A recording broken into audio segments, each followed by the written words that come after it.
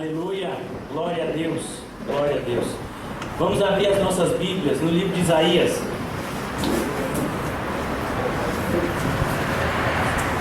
Isaías capítulo 9, dando continuidade à nossa série de pregações, um verdadeiro profeta. Antes de mais nada, eu creio que no final dessa série de pregações nós vamos entender a necessidade de profetas dos dias de hoje, a necessidade de pessoas que falem da parte de Deus. O pastor do século passado, ele dizia: nunca ouça um homem que não ouve a Deus. Nós estamos ouvindo muitas pregações nos dias de hoje. Aparentemente o evangelho está sendo pregado. Então você liga a sua televisão e provavelmente vai ter algum pastor se dizendo evangélico, pregando aparentemente alguma coisa da Bíblia. Mas rapidamente, há um estudo, quando estudamos um pouco de forma mais acurada, percebemos que aquilo que está sendo pregado não é o verdadeiro evangelho, mas algo transgênico, algo adulterado, algo transformado, algo que não vem da parte de Deus. Por isso, meus irmãos, a palavra do Senhor nos diz: por falta de profecia, o povo se corrompe. Ele não está falando das profecias que muitas vezes os pentecostais acreditam, mas ele está falando por falta de pessoas que falem da parte de Deus, o povo tem se corrompido. E nós precisamos buscar ser esses instrumentos de Deus no tempo de hoje. Como o próprio Jesus disse, ao olhar para a realidade dos seus dias, ele olhou e disse: a seara é grande, mas poucos são os ceifeiros. A necessidade das pessoas ouvirem a verdade é grande, mas poucos são aqueles que se propõem a isso. Por isso que nós venhamos a ser capacitados pelo próprio Deus para levarmos a mensagem de Deus. Amém? Amém. Hoje nós vamos meditar no capítulo 9 do livro de Isaías. E o sermão de hoje é a junção de duas palavrinhas: Ele vem. Amém, meu irmão? Diga para o seu irmão hoje: Ele vem. Ele vem. Sabe, um evangelista norte-americano, sempre quando ele começava as suas cruzadas, ele dizia para as pessoas que ouviam: eu tenho uma boa e uma má notícia para vocês. E as pessoas sempre queriam ouvir primeiro a boa notícia, né? Qual é a boa notícia? A boa notícia é que Jesus está voltando. E as pessoas ficavam lá aleluiadas. Mas as pessoas curiosamente perguntavam: e qual é a má notícia? A má notícia é que Jesus está voltando. Como assim? Depende do lado que você está. Se você é um servo fiel, a volta dele vai ser motivo de muita alegria para você. Mas se você não está servindo a ele de forma fiel, a volta dele vai ser de muito desespero para você. Por isso, meus irmãos, precisamos nos ater a essa realidade que nenhum homem pode fugir.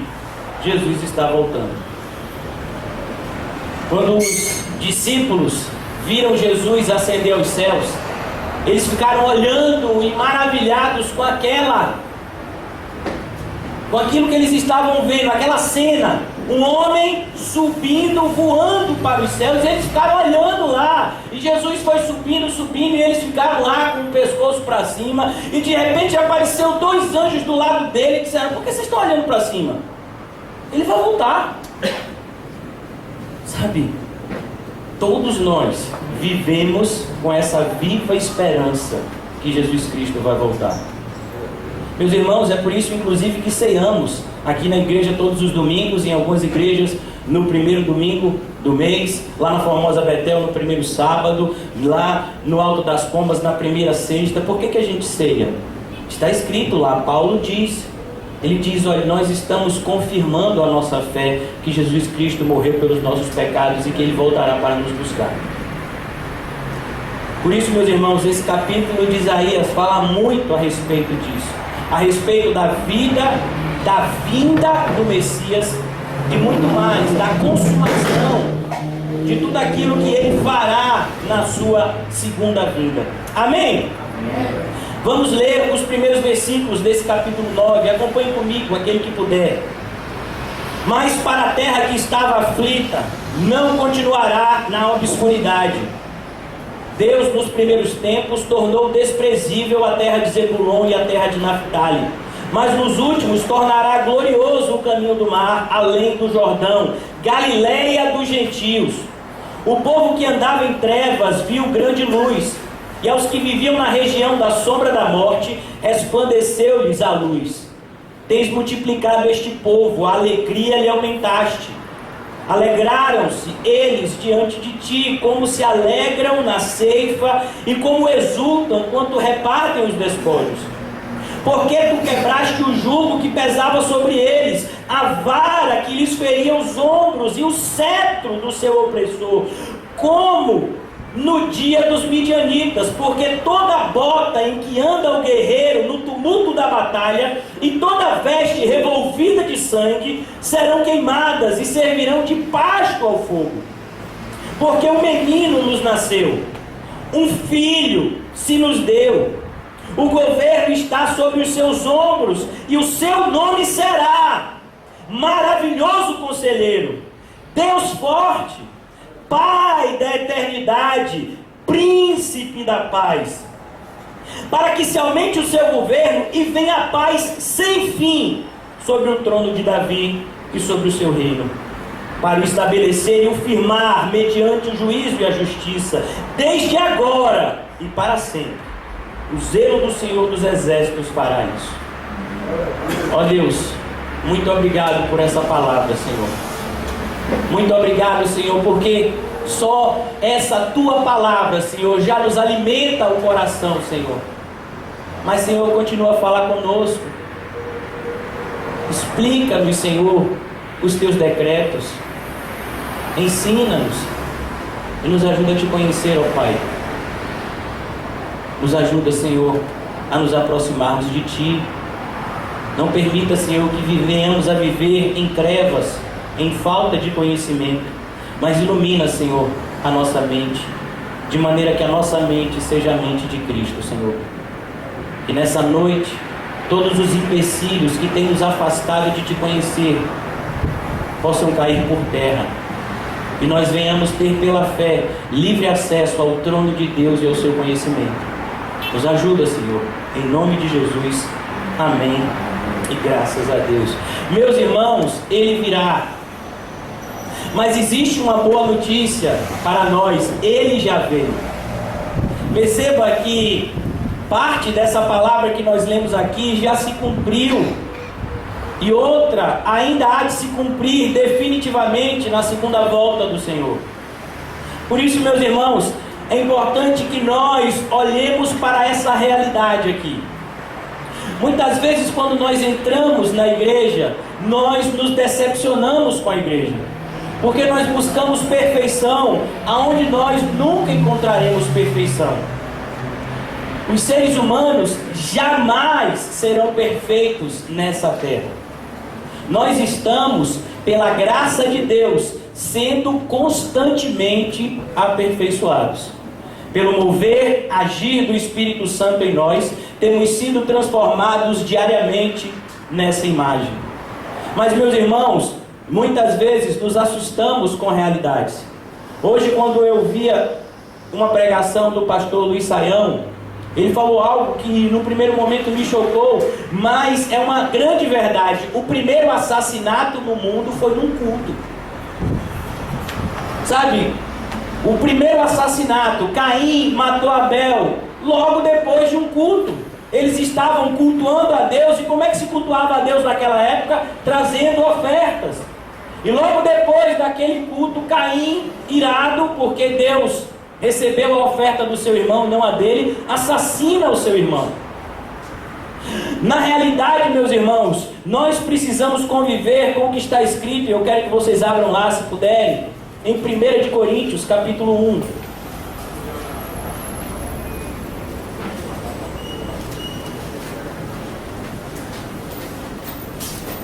1 de Coríntios capítulo 1.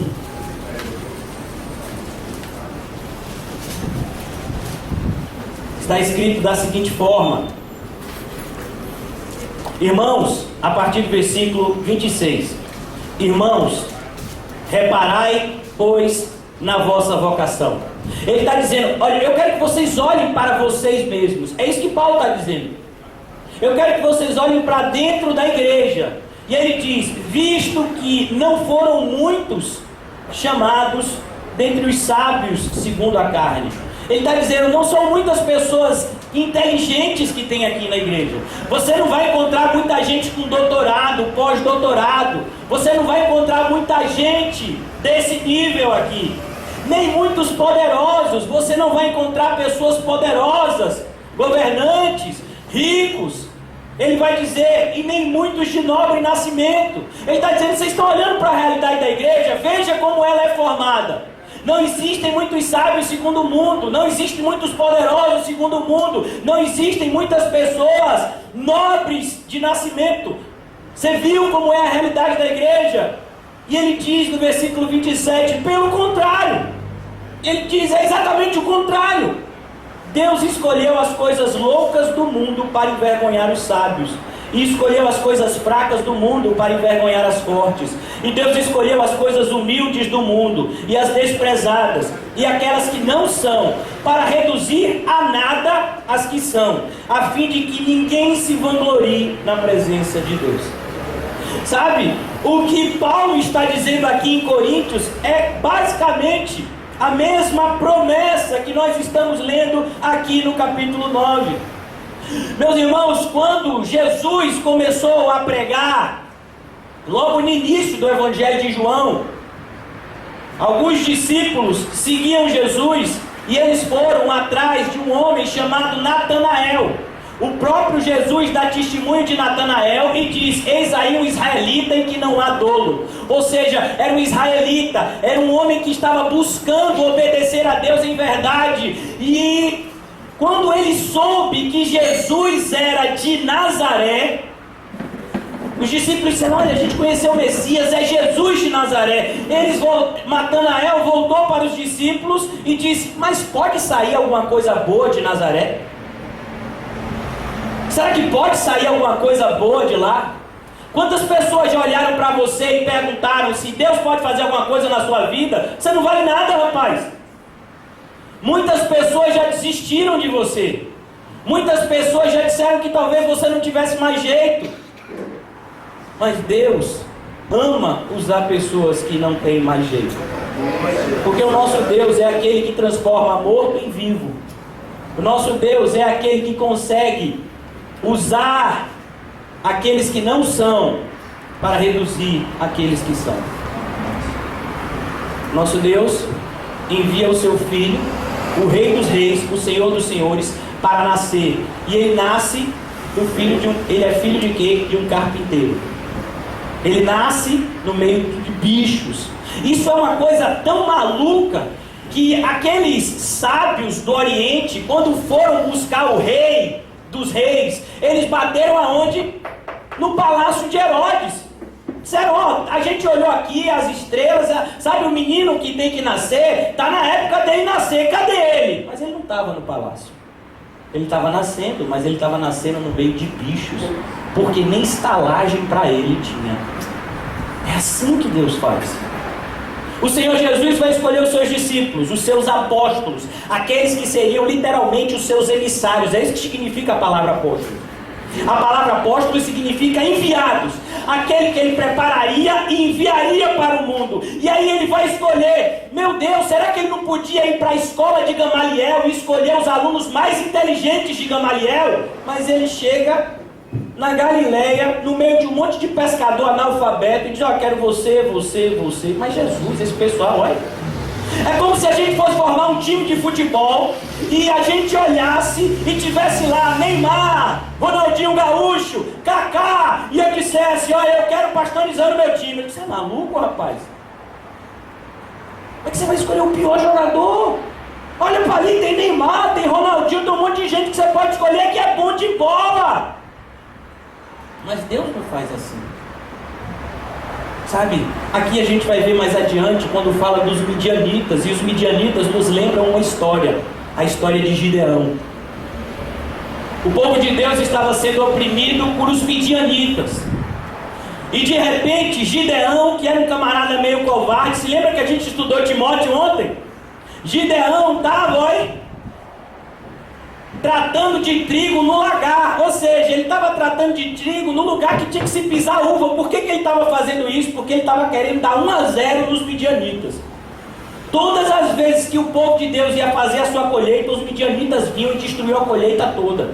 Aí Gideão vai e diz assim: eu vou pegar minha colheita aqui, vou fazer o meu trigo aqui, porque se esses midianitas vierem, vão destruir com tudo. E ele está lá, e aparece um anjo de Gideão: meu filho, se prepara, você vai libertar o povo. Como assim? Sou Gideão, eu sou da menor família, da menor tribo. Sou Gideão, eu acho que o senhor se enganou de lugar. Ó, Gideão estava tão desconfiado dessa ordem que ele pediu 2 provas. Ele disse: Senhor, se é verdade que sou eu que vou libertar o povo, vai fazer o seguinte: quando vier o orvalho da manhã, vai ficar molhado tudo ao redor, mas um pedaço de novelo de pano não vai ficar molhado. E Deus fez isso. No outro dia ele disse: olha, Senhor, só para ter certeza, eu vou fazer o seguinte: aí tudo agora vai ficar seco, só um pedaço de pano é que vai ficar molhado. Porque ele disse o que? Rapaz, eu? Gideão então chama o povo, todo mundo para a batalha, 32 mil. Gideão olhou assim e disse: o pessoal lá é mais forte, mas aqui já vai dar para fazer alguma coisa. Deus disse: não, meu filho. Como assim não, Senhor? 32 mil, o pessoal lá é mais forte, tem mais gente. Gideão, meu filho, vira para trás e diz assim: os covardes vão embora. Gideão pensou que ia dizer isso e ninguém ia, né? Porque os homens são tirados a homem, né? Então quando a pessoa diz assim: se é homem, você... sabe? Que a gente não quer passar de covarde na frente dos outros, né? Mas quando Gideão disse: os covardes vão embora, meu filho, foi embora 20 mil. Você sabe o que é isso? De 32 mil, 20 mil admitiram que era covarde. Olha o pessoal, rapaz, isso é gente, rapaz. Depois, Gideão olhou: rapaz, com 12 mil, assim, o senhor nos ajudando com 12 mil, a gente dá um caldo. Deus disse: Gideão, o negócio ainda é mais diferente. Leva o pessoal para beber água. Como assim, senhor? Leva para beber água. Aquele que beber, sabe, como olhando assim, botando a água, diz: esse você pega. Agora aquele que baixar a cabeça, esse daí não presta para nada, rapaz. Não está prestando atenção na guerra. Sabe quantos ficaram? 300. De 32 mil, Deus disse: só quero 300. É isso que Deus está dizendo aqui. Jesus tinha muitos seguidores, mas sabe quantos apóstolos ele escolheu? 12. E um deles ainda era do diabo. Mas só porque o senhor não escolhe mais. Sabe, você já viu o time de futebol? Normalmente você escala 22, aí você bota 11 para jogar e tem os reservas, né? Jesus não tem isso. Porque Deus não tem plano B, Deus só tem plano A. Quando é que a gente vai entender isso? Plano B é para nós que somos limitados. Não deu certo isso, vamos fazer desse jeito. Mas Deus não, sempre dá certo o que Ele fala. Por quê? Porque Ele é todo poderoso. Essa é a realidade que o Senhor nos apresenta. É por isso que Ele pode pegar os que não são, para reduzir a nada os que acham que são. Sabe, meus irmãos, Deus pega um jovem, Estevão. Estevão faz um sermão que os homens mais sábios de Israel não conseguem debater com ele. Você já imaginou? Um jovem. Mas a sabedoria que Deus deu a Estevão fez com que os outros ficassem furiosos com ele. Por quê? Porque não conseguiam debater com ele. É assim que Deus faz, para que a glória seja dele. Por isso, meus irmãos, Paulo chegou a esse entendimento maravilhoso em 2 de Coríntios capítulo 12. Por isso eu me gloriarei nas minhas fraquezas, porque quando eu sou fraco, aí então é que eu sou forte. Meus irmãos, ele diz aqui: mas para a terra que estava aflita, não continuará na obscuridade. Deus nos primeiros tempos tornou desprezível a terra de Zebulon e a terra de Naphtali, mas nos últimos tornará glorioso o caminho do mar até o Jordão, Galileia dos gentios. Isso é o que está escrito exatamente em Mateus capítulo 4, versículo 13. Jesus começa a pregar lá da Galileia. Mas, Senhor Jesus, eu quero só dar uma dica. Senhor Jesus, se o Senhor quer que o seu ministério cresça, o negócio é Jerusalém. Galileia não dá certo. Galileia só tem, terra paga. Pessoal que não, sabe? Não tem condição. Lá só tem o quê? Galileia dos gentios. Sabe quando você queria xingar alguém ou diminuir alguém lá em Israel que você fazia? Você chamava ele de gentio. Gentio e publicano era conhecido como subgente. Ele diz, olha, a Galileia dos gentios, sabe? Aquele lugar que pertence a Israel, mas o pessoal, sabe, não é essas Coca-Cola todas. Isso me disse, eu vou começar de lá. Meus irmãos, não é por acaso também que essa terra de Zebulon e Naftali foi a primeira parte de Israel que foi dominada pelos assírios por volta do ano 732 a.C. Ficaram destruídas essas partes. Então, quando ele fala aqui de trevas, ele está falando fisicamente também de uma destruição que veio quando o Império Assírio veio de forma furiosa, cumprindo um juízo de Deus, que ele viria primeiro a conquistar Israel, o reino do norte, e depois destruiria o reino de Judá. É isso que ele está dizendo aqui. Ele está dizendo, esse juízo que vai destruir vocês, mas desse mesmo lugar onde teve trevas, onde teve sofrimento, eu darei muita alegria para vocês. Meus irmãos, eu costumava ouvir uma frase que as pessoas que gostavam de evangelizar diziam para mim, e elas diziam mais ou menos assim: olha, quem não vem pelo amor, vem pela dor. Sabe, se você já foi em determinadas igrejas que não pregam o verdadeiro evangelho, você já ouviu isso. Deixa eu lhe dizer uma coisa. No dia que você me apresentar uma pessoa que veio pelo amor, você me mostra, por favor. Porque no dia que essa pessoa disser assim, eu quis vir para Deus da minha própria vontade, eu digo, então você não nasceu de novo. Sabe, quando nós nascemos de novo, sabe qual é a convicção que a gente tem? Que a gente não presta. Então aquele que diz assim, não, eu estava em um determinado momento da minha vida, estava tudo muito legal, aí eu disse assim, eu quero amar a Deus. Eu vim pelo amor, conheci 2 pessoas que me disseram isso. E eu disse assim, mentira. Ou você está mentindo para você mesmo, ou você nunca veio para Deus de verdade. Por quê? Porque, meus irmãos, nós fomos quebrados para vir até Jesus. Nós chegamos aqui como um vaso, como está escrito lá em Jeremias. Jeremias, eu vou lhe mostrar como é que eu trabalho no meu povo. Vai lá na casa do oleiro. Quem é o oleiro? É aquele que faz vaso. É aquele que pega o barro e faz vasos. Os vasos de barro hoje em dia não tem tanta utilidade. Por quê? Porque a maioria das nossas garrafas são de vidro ou de plástico. Mas naquela época não existia facilmente o vidro. Eu creio que nem existia vidro lá naquela época. E nem muito menos o plástico. Então todos os recipientes tinham que ser basicamente de barro. Então o oleiro era uma profissão que trabalhava muito. E ele disse, vai lá na casa do oleiro. E ele viu o oleiro fazendo um vaso de barro. Mas de repente o vaso não ficou do jeito que o oleiro queria. E o que foi que o oleiro fez? Quebrou o vaso. E usou o mesmo barro para fazer um outro vaso. Disse, pois é assim que eu faço com o meu povo. Então uma pessoa que diz que veio para Deus pelo amor, essa pessoa não foi quebrada pelo oleiro. E portanto não foi feito um novo vaso. Por isso, meus irmãos, tome muito cuidado. O Senhor costuma trabalhar com aqueles que o mundo não valoriza, aqueles que são desprezados. Eu creio que é a nossa realidade aqui. A maioria de nós já foi abandonado, já foi rejeitado. Muitas vezes tivemos o nosso coração quebrado várias vezes por pessoas que amamos. Mas o Senhor nos alcançou. E nele podemos colocar toda a nossa esperança, porque Ele tem cuidado de nós. No livro de Romanos, Paulo diz, sabe por que eu posso colocar a minha esperança no Senhor? Porque ela não me decepciona, porque o amor de Deus é derramado em nossos corações. Por isso, meus irmãos, ele diz, é desse lugar que eu vou começar a trabalhar. É no lugar que ninguém achava que ia acontecer nada, é lá que eu vou começar a trabalhar. O povo que andava em trevas viu grande luz, e os que viviam na região da sombra da morte, resplandeceu-lhes a luz.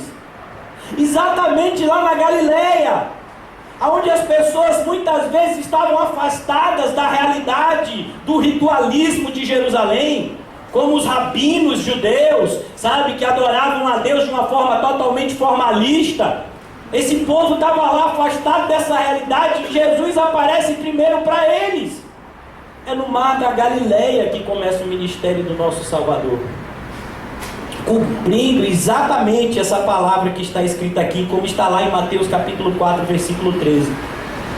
Tens multiplicado este povo, a alegria lhe aumentaste. Alegraram-se eles diante de ti, como se alegram na ceifa, e como exultam quando repartem os despojos. Essa é a verdadeira alegria, a alegria da salvação. Por isso que quando o salmista se desvia, por assim dizer, dos caminhos do Senhor, ele clama para que Deus devolva a ele a alegria da salvação. Essa tem que ser a fonte de toda a nossa alegria. É por isso que você pode estar em uma prisão a 5 metros do solo, como Paulo estava em Filipenses, e está alegre. É por isso que você pode estar à beira de ser crucificado e está alegre. É por isso que você pode estar sendo açoitado e está alegre. Por quê? Porque ninguém pode roubar de você a alegria da salvação. Você pode até tirar a minha vida, você pode tirar bens materiais de mim, você pode até tocar em pessoas que eu amo, mas você jamais poderá tomar de mim a alegria da salvação.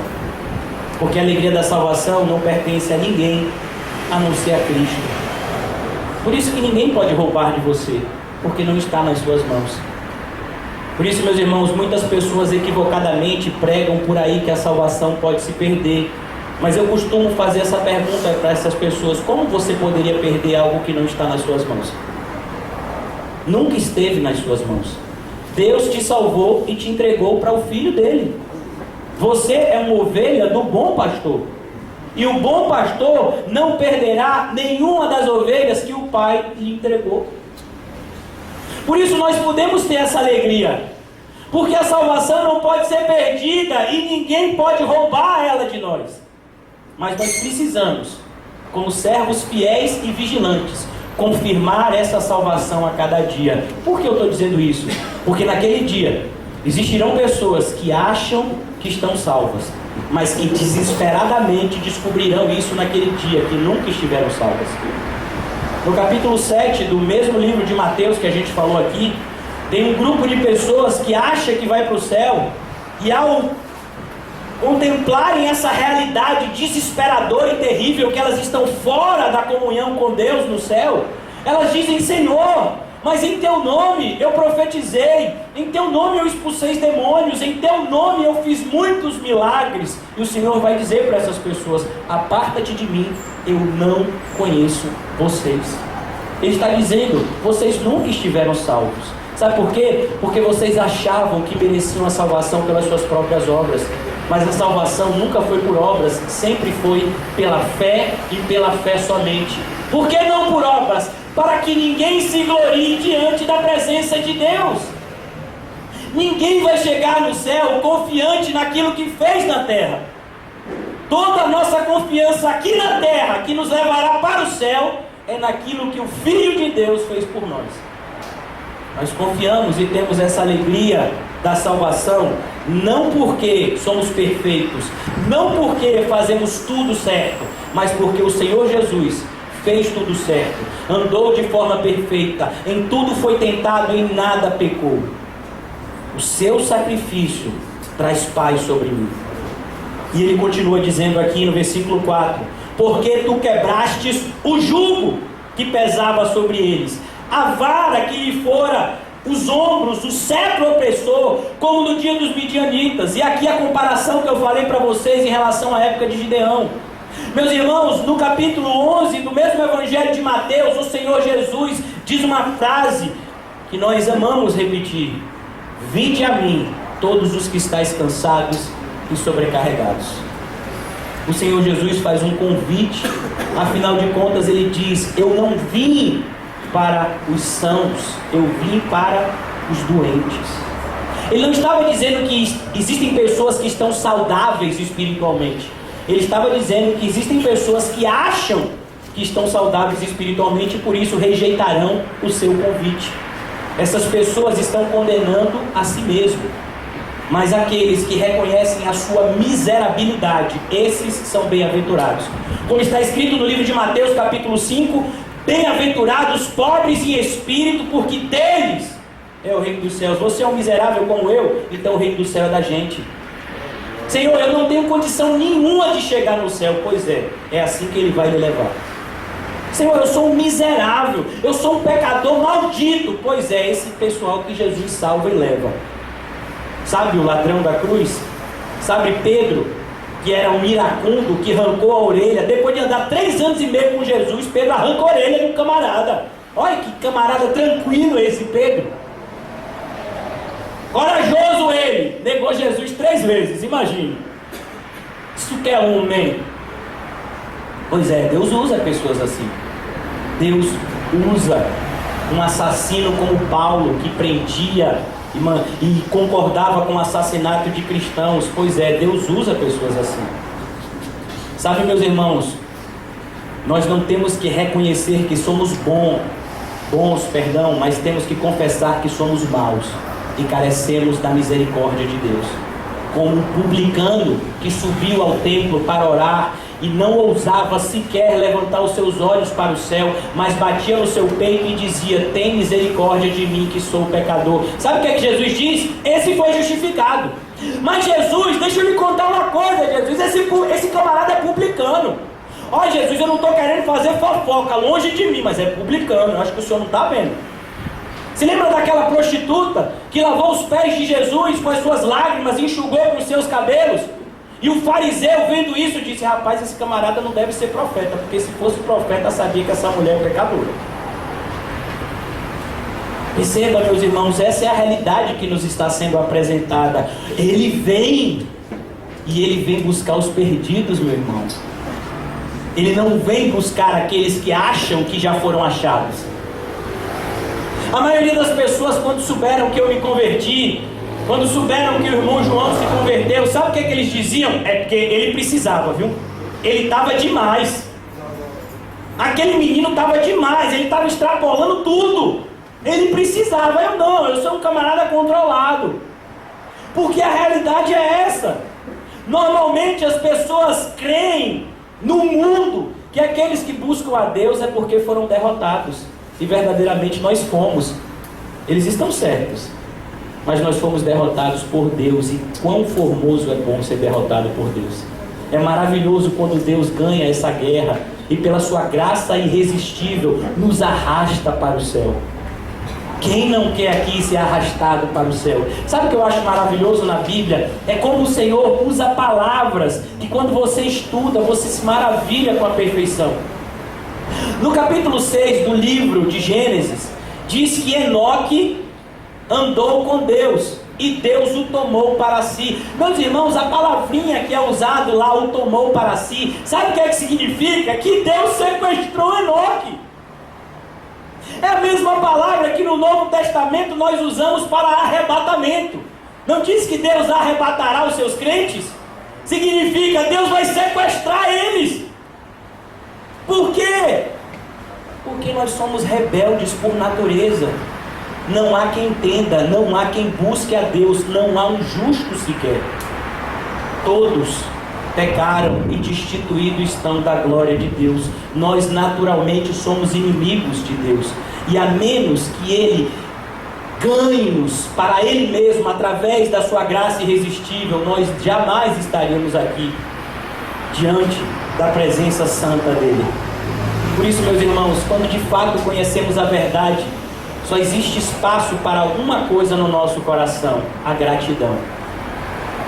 A gente vê essa realidade quando o Senhor Jesus cura 10 leprosos. 10 leprosos vão até Jesus. Eles se apresentam diante de Jesus e rogam para que Jesus tenha misericórdia e os cure. E Jesus diz: vão para lá, ofereçam os sacrifícios, vocês vão ser curados. Enquanto eles estavam indo aonde Jesus havia mandado eles irem, eles observaram que eles já estavam curados. Quando eles observaram isso, 9 saíram embora e foram gritando: ah, estou curado. Mas teve um que, quando viu que estava curado, ele disse: eu tenho que voltar para agradecer. E ele adorou o Senhor Jesus, agradeceu por aquilo, e Jesus disse: mas não eram 10? Cadê os outros 9? Sabe? Essa é a realidade, meus irmãos. Muitas pessoas dizem que Deus tem abençoado as suas vidas, mas não tem um pingo de gratidão no seu coração. Meus irmãos, quando Deus verdadeiramente abençoa as nossas vidas, no nosso coração só tem espaço para gratidão. Nós não apresentamos as nossas ofertas para receber alguma coisa. Nós ofertamos tudo porque já recebemos aquilo que jamais receberíamos. Por isso que ontem, ao ver um filme que conta a história do missionário Jim Elliot, uma frase é atribuída a ele, e é a seguinte frase: muitas vezes temos que dar aquilo que não temos para alcançar aquilo que não podemos perder. Parece confusa essa frase, né? Ele diz: precisamos dar aquilo que não temos. O que é que não temos? A nossa vida. A sua vida não pertence a você como você pensa, sempre pertenceu a Deus. Você é uma criatura, Deus o Criador. E ele disse: muitas vezes temos que dar o que não temos para alcançar aquilo que não podemos perder, que é a nossa salvação. Um jovem de 24 anos que morreu assassinado por aqueles que depois se converteriam a Cristo pela sua morte. Ele vai até os Aucas, uma tribo de índios no Equador, e ele, quando está tentando se comunicar para evangelizar aqueles índios, ele é assassinado por eles. Mas depois do assassinato de Jim Elliot, aquela tribo é alcançada para Cristo, e toda aquela tribo confessa a Jesus pela vida daqueles homens. Não só de Elliot, mas 4 homens morreram assassinados, mas aquela tribo toda foi alcançada. Sabe, esse é o nosso propósito aqui. Quando o Senhor Jesus está se despedindo dos seus discípulos, Ele não disse: olha, eu quero que vocês fundem igreja, eu quero que vocês façam convenções, eu quero que vocês façam cruzadas, eu quero que vocês tenham um programa de TV, de rádio, eu quero que vocês façam Bíblias. Ele não disse isso. Eu quero que vocês tenham igrejas institucionalizadas, mas Ele disse: eu quero que vocês preguem o Evangelho em todo mundo, e eu quero que vocês façam discípulos em todas as nações. Por isso que Spurgeon já dizia: uma igreja que não é missionária é uma falsa igreja. Um cristão que não é missionário é um falso cristão. Está negando o seu chamado prioritário, que é alcançar aquilo pelo qual ele também foi alcançado. Por isso, meus irmãos, ele continua nos dizendo aqui: porque toda bota com que anda o guerreiro no tumulto da batalha e toda veste revolvida em sangue serão queimadas, e servirão de pasto ao fogo. Ele está dizendo: porque essa luta vai ter fim. Quando é que essa luta vai ter fim? Quando um menino nascer. Como assim? Parece loucura, porque a gente pensa assim: olha, a luta vai ter fim quando chegar um guerreiro grandão, fortão, sabe, e destruir todo mundo. E ele disse: não, sabe, quando é que essa luta vai terminar? Quando nascer um menino. Como assim, Senhor? Um menino? Mas não é um menino qualquer, e a gente vai ver aqui. Porque um menino nos nasceu. Meus irmãos, e essa passagem é maravilhosa. Nós estamos estudando e eu fico maravilhado com essa perfeição de Deus. Não foi eu que escolhi os livros que seriam pregados aqui, mas o Senhor nos indicou que pregássemos aos domingos o livro de Gênesis e às quartas-feiras o livro de Isaías. Nesse domingo nós lemos uma passagem no livro de Gênesis que fala que o Senhor colocaria inimizade entre a descendência da serpente e o descendente da mulher. Você lembra do nascimento de Jesus? Como o anjo apareceu a Maria, que ainda era virgem, e disse: olha, você terá um filho e você conceberá pelo poder do Espírito Santo. E isso foi algo tão escandaloso naquela época, que até o seu marido, um homem de Deus chamado José, quando viu que a mulher estava grávida, sem que ele tivesse relações com ela, ele intentou no seu coração deixar sua esposa. Talvez você pense que isso foi uma atitude ruim dele, de jeito nenhum. José é um homem de Deus, justamente por causa dessa atitude. Se José permanecesse com Maria e dissesse que esse filho não era dele, ela seria apedrejada. Mas se José abandonasse a Maria grávida, as pessoas ficariam com raiva de José e não de Maria. E ele, por ser um homem justo, ele disse: eu prefiro que as pessoas odeiem a mim do que venham assassinar Maria. Mas antes que ele fizesse isso, o mesmo anjo aparece para ele, fala com ele e diz: olha, ela está concebendo, mas ela não traiu para você, ela está grávida pelo Espírito Santo. Vocês vão criar o Salvador do mundo. Sabe, meus irmãos, por quê? Por que Jesus não nasceu como João Batista, de uma concepção natural? Muitas pessoas equivocadamente acreditam que a relação sexual entre um homem e uma mulher é pecado. Não é não. Pode ser pecado, como pode não ser pecado. Se você tem relações sexuais com a sua esposa, não é pecado. Muito pelo contrário. O leito santo é sem mácula alguma. O leito sem mácula é santo. Se você tem relação com a sua esposa, isso é santificado por Deus, inclusive os seus filhos. Mas o que ele está dizendo aqui é outra coisa. Ele está dizendo que em virtude do homem ser amaldiçoado lá, como a gente vai ver em Gênesis capítulo 3, Adão, porque você pecou, maldito seja a terra por tua causa, a semente do homem estava corrompida. Então, através de uma semente do próprio Deus, colocada no ventre de uma mulher, sem que o homem é amaldiçoado, pois a terra é amaldiçoada por Adão, pois a responsabilidade de administrar a terra era dele. Por a terra ter sido amaldiçoada pelo homem, a semente entra no ventre de uma mulher e então nasce o descendente. Não os descendentes, mas o descendente da mulher que pisaria na cabeça da serpente, como está escrito em Gênesis capítulo 13. Sabe, meus irmãos, muitas vezes verdades tão distantes uma da outra na Bíblia, mas elas estão tão perto uma da outra segundo a vontade de Deus.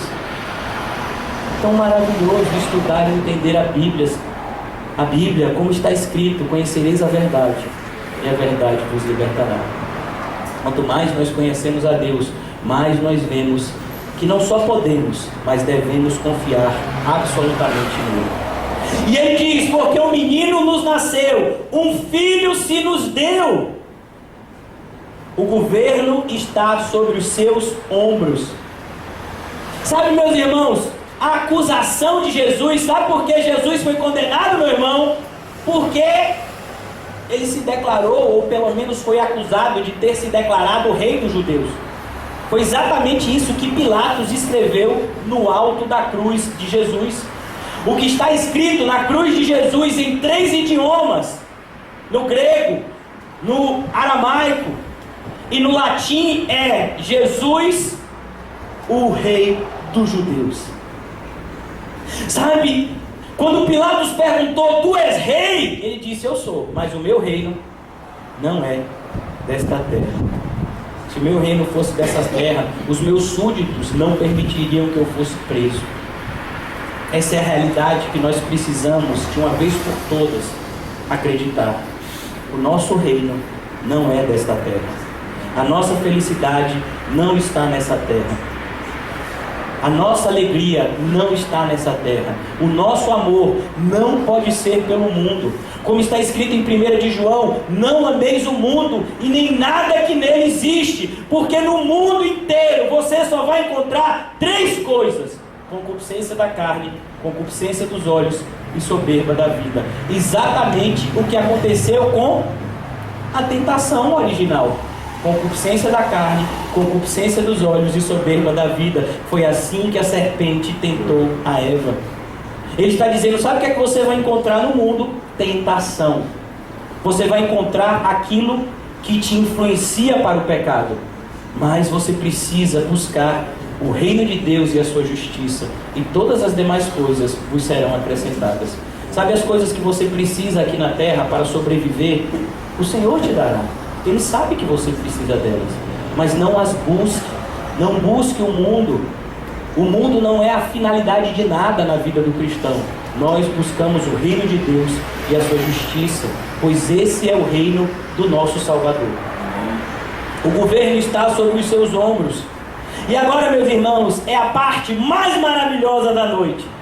Nós vamos agora contemplar a obra do nosso Salvador. E não tem como a gente não ficar alegre com essa realidade. A primeira característica do nosso Salvador é que ele é um maravilhoso conselheiro. Por que ele é maravilhoso? Porque ele não é um homem comum. Ele é 100% homem mas Ele é 100% Deus. Meus irmãos, essa realidade tão bíblica demorou sabe quanto tempo para que a igreja de fato defendesse isso abertamente? 4 séculos. Durante 4 séculos os teólogos ficaram discutindo. Um grupo dizia, olha, ele é 100% homem. O outro dizia, não, não pode. O outro dizia, olha, ele é 100% Deus. Até que o Espírito Santo iluminou aqueles homens. Eles disseram, ele é 100% homem e 100% Deus.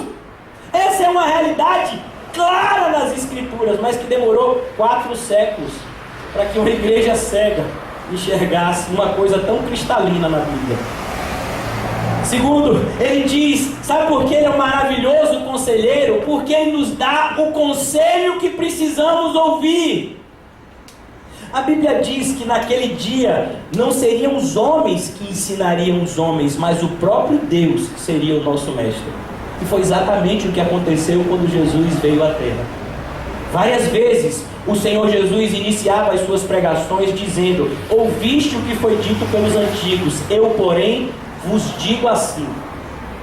Sabe, algo maravilhoso, o irmão José está ensinando isso às sextas-feiras pela manhã, aquele que puder aprender. Ele está falando do Sermão da Montanha, não é isso, José? Pelas sextas-feiras da manhã. E o Sermão da Montanha, muitas vezes alguns estudiosos disseram que é mais ou menos uma constituição do reino de Deus. É como Deus espera que nós venhamos agir na terra como cristãos. Jesus então vem e ensina a maneira de Deus do crente viver aqui na terra. E ele diz o seguinte, olha, quando você for orar, não ore como os fariseus, mas ore em secreto, fale com o seu pai em secreto. Sabe quando você dá esmola? Não conte para as pessoas, mas que a tua mão direita não sabe o que fez a esquerda. Sabe, o Senhor Jesus começa a nos ensinar coisas que nós antes não sabíamos. Estava lá, mas as pessoas não enxergavam. O Senhor Jesus diz, olha, quando te baterem na face direita, oferece a esquerda. Quando tomarem a sua capa, dê também a túnica. Quando um camarada te pedir para andar uma légua, caminhe 2. Mas Senhor, não me ensinaram assim não. Me disseram olho por olho, dente por dente, mas me ensinaram errado. Essa não é a vontade de Deus. Sabe, divórcio? Não é a vontade de Deus. Mas Senhor, Moisés mandou que a gente desse carta de divórcio. Mas já que Jesus diz, Moisés fez isso por causa da dureza dos vossos corações. Mas no princípio não foi assim. Sabe, vem Deus homem na terra e nos dá os verdadeiros conselhos do próprio Deus. E nos ensina de uma forma maravilhosa a verdade. Por isso que Jesus diz, eu sou o caminho, a verdade e a vida. E ninguém vem ao Pai a não ser através de mim. Sabe por quê? Porque só Jesus sabe o caminho. Ele é o próprio caminho.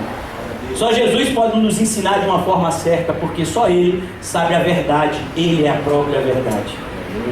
O Evangelho de João começa de uma forma maravilhosa. João começa escrevendo o seu Evangelho assim, e no princípio era o verbo. Quando ele diz o verbo, ele usa uma palavra em grego, que é a palavra latim, a palavra logos, que pode ser traduzida também como palavra. Então nós poderíamos ler também assim, e no princípio era a palavra. E a palavra estava com Deus, e a palavra era Deus. Esse é o nosso mestre. Nós seguimos a Ele. Ele é o nosso pastor, nós seguimos a Ele. Por isso que o apóstolo Paulo, quando dizia para as pessoas, sede meus imitadores, ele dizia, como eu sou de Cristo. Ninguém imite a Paulo, imite a Paulo naquilo que Paulo está imitando a Cristo. Porque Ele é a nossa verdadeira luz, Ele é o nosso verdadeiro professor. Como está escrito lá no livro de Hebreus, corramos com perseverança a carreira que nos está proposta, olhando firmemente para o autor e consumador da nossa fé, Jesus Cristo. Ele é um maravilhoso conselheiro. Só através dele nós chegamos à verdade. Quem não conhece a Cristo ainda vive na mentira. Meus irmãos, muitas vezes nós achamos que mentira é aquilo que não é condizente com a realidade. Então, por exemplo, se eu pergunto que a camisa do meu irmão Rodolfo, ela é azul ou ela é vermelha? Aí uma pessoa diz, é vermelha. Não, isso é mentira, não é azul ela. Então a gente acha que mentira é uma coisa que não condiz com a realidade. Mas a Bíblia apresenta um outro tipo de mentira. Mentira é tudo aquilo que nega as Escrituras. Tudo aquilo que vai de encontro à verdade. Porque a verdade não é algo relativo, como muitas pessoas dizem. A verdade é algo absoluto. Por isso, meus irmãos, nós seguimos o conselho daquele não somente tem a verdade, mas é a própria verdade personificada. Ele é um maravilhoso conselheiro. Em segundo lugar, ele é apresentado como Deus forte. Meus irmãos, literalmente isso significa que ele é todo-poderoso. Quando Jesus Cristo está se despedindo da terra, no capítulo 28 do Evangelho de Mateus, ele vai até os seus discípulos e ele diz uma frase, ele diz: todo o poder. Deixa eu repetir, todo o poder foi me entregue no céu e na terra. Por isso que às vezes a pessoa diz assim: vem cá, meu irmão, você acha que Jesus pode fazer isso? Eu acho que você precisava reformular essa pergunta. A pergunta é: Jesus quer fazer isso? Porque poder ele pode fazer tudo. Será que Jesus pode converter Dilma? Pode. Mas a pergunta é: será que ele quer? Jesus podia converter Faraó. Ele endureceu e amoleceu o coração de Faraó quando quis. Mas Jesus não quis converter Faraó. Por quê? Mas pastor, você está dizendo Jesus, ele não viveu nessa época. Não viveu? Então você não está lendo a Bíblia direito. Jesus sempre existiu. Ele não estava encarnado aqui na terra. E quando eu digo encarnado, nenhuma menção ao espiritismo, por favor. Quando eu digo encarnado, é porque ele estava de eternidade em eternidade com o Pai no céu. E então ele recebeu um corpo de homem aqui na terra, muito longe de ter um espírito e depois voltar para um ambiente espiritual, de forma alguma. Nós sabemos que cabe ao homem morrer uma única vez e depois disso vem o juízo. Por isso, meus irmãos, ele é todo poderoso. Sabe por que eu estou dizendo isso e repetindo? Porque você precisa, eu preciso confiar nele. Se nós não confiarmos totalmente no Senhor Jesus, mais cedo ou mais tarde, nós vamos abandoná-lo. Foi assim que nós iniciamos o culto de hoje, lendo um trecho do livro dos Hebreus. No capítulo 10 do livro dos Hebreus, nós lemos a seguinte redação: olhe, depois de haverdes feito a vontade de Deus, é necessário perseverança para que alcanceis a promessa, porque ainda em pouco tempo, e aquele que tem de vir, virá, e não tardará. Porque o meu justo viverá pela fé, e se ele retroceder, a minha alma não se agrada dele. Nós, porém, não somos daqueles que retrocedem para a perdição, mas somos daqueles que avançam para a vida eterna. Você precisa confiar em Jesus. Até que ponto? De todo o seu coração, de toda a sua alma, com toda a sua força e com todo o seu entendimento. Não existe nada que Jesus não possa fazer com você. Jesus pode salvar a sua família? Pode. Jesus pode te sustentar? Pode. Jesus pode te curar? Pode. Jesus pode ressuscitar um morto? Claro que pode. Na Bíblia várias vezes isso aconteceu. Eu não estou dizendo, meus irmãos, de maneira nenhuma, que essa igreja aqui é uma igreja dessas falsas igrejas que vivem exaltando isso o tempo todo. Olha, Jesus cura, salva, liberta. Vem cá que ele vai fazer e acontecer. Olha, vem aqui, agora quarta-feira vai se chamar o culto dos milagres, toda quarta-noite. Pode trazer alguém, eu determino que vai ter milagre. Eu não estou dizendo isso. Mas eu quero que você entenda. Se eu dissesse aqui que o meu Jesus não é todo poderoso, eu não adoraria mais o Jesus das Escrituras. Eu estaria adorando outro Jesus. Nós temos que tomar muito cuidado, meus irmãos. Porque muitas vezes, na tentativa de defender o verdadeiro Evangelho, nós esquecemos o verdadeiro Evangelho. O verdadeiro Evangelho diz que Jesus é todo poderoso. Sabe os milagres que aconteceram há tempos atrás? Podem acontecer hoje. Meus irmãos, eu quero que vocês abram comigo, se puderem, no livro de Atos, capítulo 4, que eu quero dizer para vocês que foi exatamente esse trecho que eu li hoje de manhã, antes do nosso culto de oração. Por que você leu? Porque foi a forma como a igreja primitiva estava orando. E eu creio que em tudo que a gente imita a igreja bíblica, a gente vai muito bem, obrigado. E ele diz o seguinte: ouvindo isso, unânimes levantaram a sua voz a Deus. Quando a gente ora, a gente levanta a voz a Deus, e a Deus somente. E disseram: tu, soberano Senhor, que fizeste o céu e a terra, o mar e tudo que neles há, que dissesse por intermédio do Espírito Santo, por boca de Davi, nosso pai, teu servo.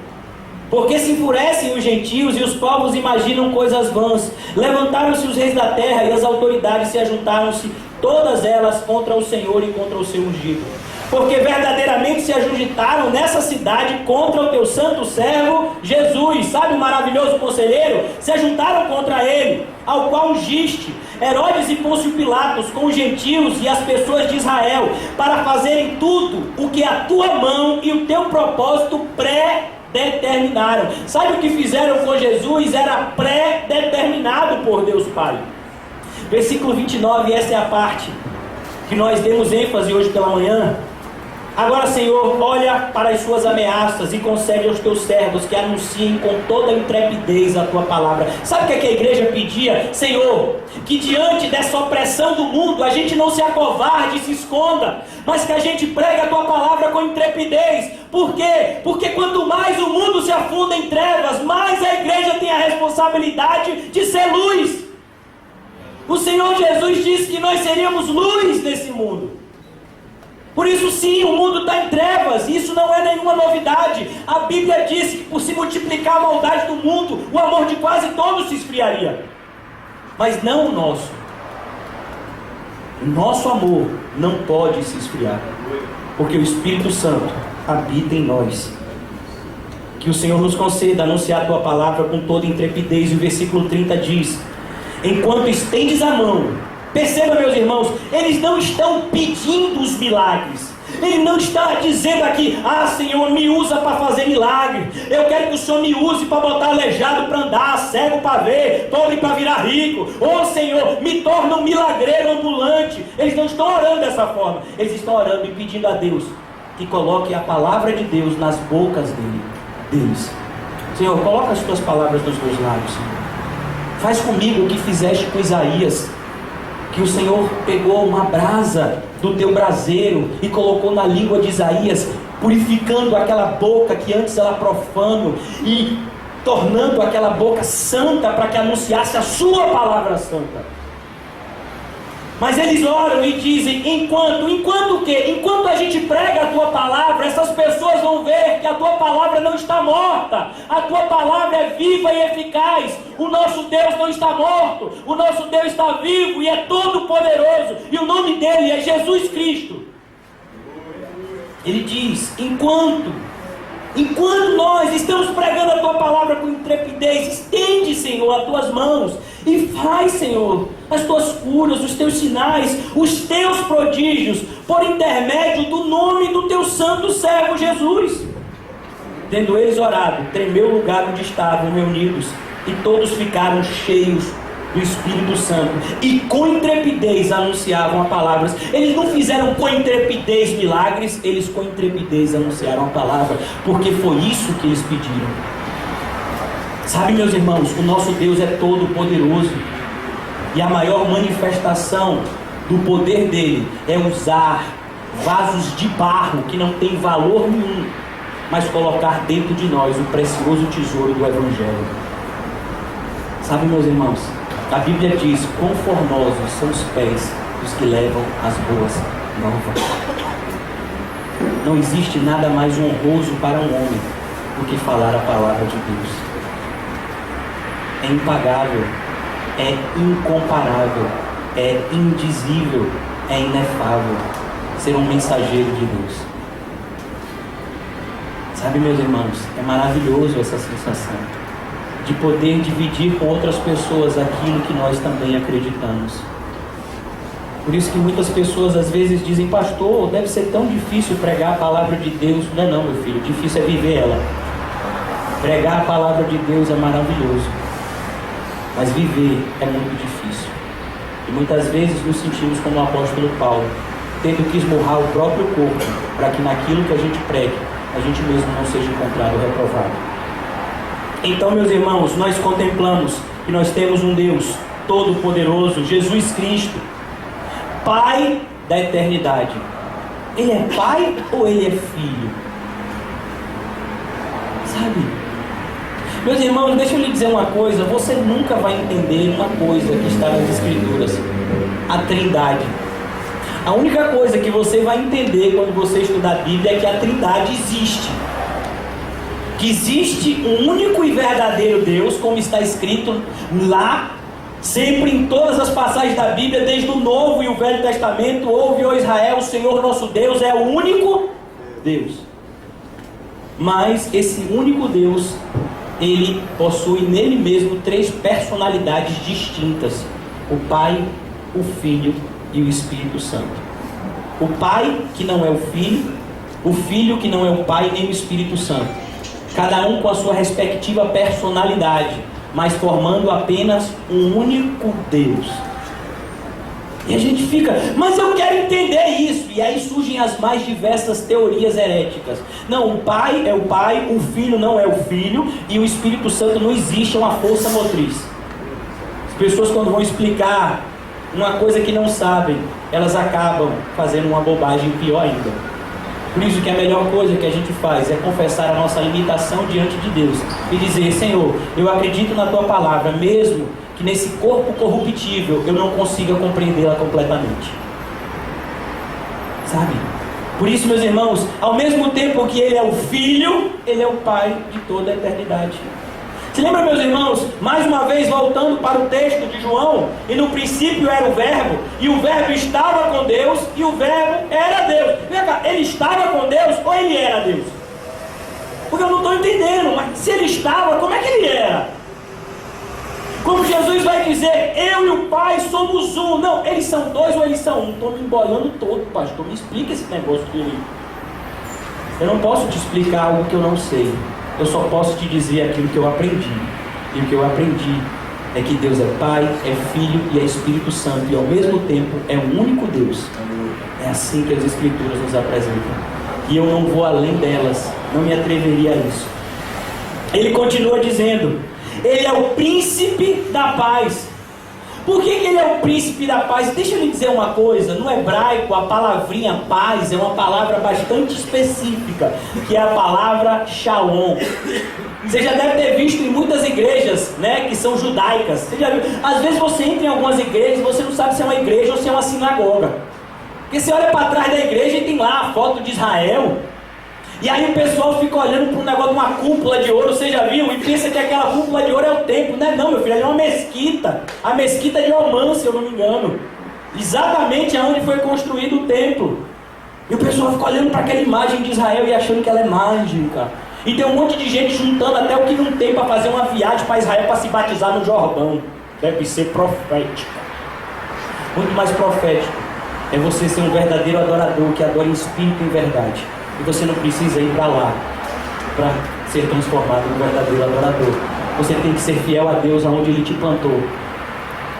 Por isso, meus irmãos, nós olhamos para as Escrituras e nós vemos escrito que Ele é o príncipe da Shalom.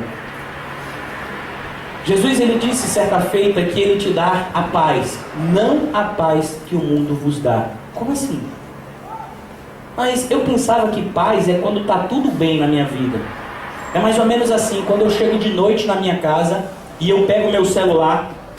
Isso é chique, antigamente a pessoa ia no banco, eu sou da época, você ia no banco e a impressora, você se lembra daquela época? Você digitava para poder tirar o extrato, e aí você, né? Hoje em dia não, hoje em dia tem um negócio do app do banco, você vê aqui, eu não tenho conta em banco, meu irmão, então, ó, mas eu sei de gente que tem, aí faz assim, ó, e só tô com 5 milhões na conta, achei que tinha mais. Sabe? Então o camarada no final da noite ele olha lá 5 milhões na conta. E aí ele pegou o resultado do médico, do clínico geral, que fez um check-up e disse assim: sua saúde está super legal. E de repente ele andou 2 metros, entrou no quarto do filho. Não só do filho, ele teve um casal, porque é o sonho de todo mundo, né? Tem um homem e uma mulher e fechar a fábrica, aleluia. Então a pessoa foi lá, teve o seu casal, e o casal estava dormindo igual os 2 anjinhos. temperatura ok, botou o termômetro, não está com febre, olhou a gargantinha, não tem nada, sabe, aquela respiração, ar-condicionado em 25 graus centígrados. E aí você volta para a sua cama e você diz, hoje eu estou em paz. Está tudo ok. É mais ou menos um checklist. Eu não sei se você já foi, quando vai fazer uma revisão no seu carro. Aí o camarada vem com um checklist. Ele olha, pneu, ok. Amortecimento, ok. Para-brisa, ok. Você já viu? Então a gente é mais ou menos assim. No final do nosso dia a gente faz o checklist, né? Sabe como é o checklist do crente? Nada ok. Em tudo somos atribulados. É o que está escrito lá. Oh, aleluia. Mas por que eu estou dizendo isso? Porque o mundo tem paz quando as coisas aparentemente estão tranquilas. Mas deixa eu te dizer, essa não é a paz que Jesus nos oferece. Essa não é a paz que Ele veio trazer. A paz que Ele veio trazer, meu irmão, é como se você estivesse... Eu não sei se você já viu algum filme de guerra, sabe? Como você está naquela guerra... Olha, meu irmão, olha. Hoje em dia as guerras são tudo organizadas, você já viu? Os exércitos, tudo, cada um tem o seu uniforme. E normalmente é diferente um do outro. E vocês agora, o exército agora é com arma de fogo, então eles brigam normalmente com a distância razoável, né? Mas imagine antigamente, olha, quando eu olho, eu não sei se vocês já viram um filme chamado Coração Valente. Já viram? Que tem aquela guerra, né, de espada. É desesperador, que você está aqui lutando com muito inimigo aqui atrás de você, e você diz, eita, sabe? E é inimigo, você não sabe quem é amigo, quem é inimigo, porque não tinha uniforme naquela época, meu filho. Era todo mundo com um monte de roupa igual. E aquele desespero, rapaz. Pois é, ele está dizendo, você está num ambiente desse e ter paz. Será que você consegue? Sabe? Será que você consegue olhar para a sua conta corrente e ver tudo no vermelho? O seu filho de repente está com problema de saúde, você mesmo está talvez com problema de saúde. As coisas não estão acontecendo como você gostaria com a sua vida, mas Jesus diz, vinde a mim, todos os que estáis cansados e sobrecarregados. Vamos ler esse texto, ele é maravilhoso, está lá no Evangelho de Mateus capítulo 11. Meus irmãos, eu peço perdão porque eu estou me prolongando demais. Mateus capítulo 11, eu estou concluindo. Mais uma vez, meus planos foram frustrados. Eu imaginava pregar todo o capítulo 9 e nós não chegamos nem na metade. Mas não se preocupe, eu vou parar logo aqui. Mateus capítulo 11, versículo 25. Porque aquele tempo exclamou Jesus, graças te dou, ó Pai, Senhor do céu e da terra, porque ocultaste essas coisas dos sábios e instruídos e as revelastes aos pequeninos. Sim, ó Pai, porque assim foi do teu agrado. Tudo me foi entregue por meu Pai, e ninguém conhece o Filho senão o Pai, e ninguém conhece o Pai senão o Filho e aquele a quem o Filho quiser revelar. E aqui então, meus irmãos, o que nós falamos: vinde a mim, todos os que estáis cansados e sobrecarregados, eu vos aliviarei. Tomai sobre vós o meu jugo, e aprendei de mim, porque sou manso e humilde de coração, e achareis descanso para as vossas almas. Sabe o que é que Jesus está dizendo aqui? Achareis paz para as vossas almas. Sabe, quando tudo estiver caindo, meu irmão, de ponta cabeça, você pode olhar para Cristo e ter paz. Mas Senhor, as coisas estão caindo sobre a minha cabeça. Mas olhe para Ele, Ele vai te dar paz. Sabe, meus irmãos, o que a Bíblia diz é que a maioria, eu estou dizendo a maioria, mas eu creio, todos os nossos problemas vão ser resolvidos não por nós, mas por Ele. Ele disse, entrega os teus caminhos ao Senhor, confia nele e Ele tudo fará. Sabe? É assim. Hoje em dia, meus irmãos, determinado pregador, ele disse uma realidade muito triste, que aqui nós estamos lutando contra ela. Nós vivemos um tempo onde a igreja, a maioria das igrejas, aqui a gente não pode dizer isso não, mas a maioria das igrejas diz assim, olha, eu tenho ouro e prata, mas não tem mais o levanta e anda. No tempo de Pedro era o contrário. Quando Pedro se deparou com um aleijado, ele disse, olha, eu não tenho nem ouro nem prata, mas o que eu tenho eu te dou, levanta e anda. Que o Senhor nos dê fé essa noite.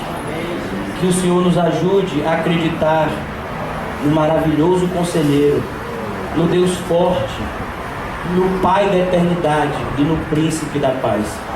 Que nós saiamos daqui na certeza de que Ele é a nossa rocha. Se Ele for o nosso fundamento, nós jamais tropeçaremos, nós jamais vamos sucumbir a nenhuma tempestade. Mas enquanto não confiarmos nele, estaremos perdidos. Mesmo independente de algo aparente estar bom ou estar agradável ao nosso redor, tudo aquilo que é circunstancial pode ser mudado rapidamente. Uma pessoa que está com a saúde muito boa hoje, amanhã pode acordar enfermo. Eike Batista era um dos homens mais ricos do mundo apenas há alguns anos atrás, e hoje é uma das pessoas mais endividadas do mundo. Sabe? Essa é a realidade. As coisas passageiras, as coisas visíveis, elas são passageiras. Mas confie naquele que é eterno. Ele não te decepcionará. Vamos orar.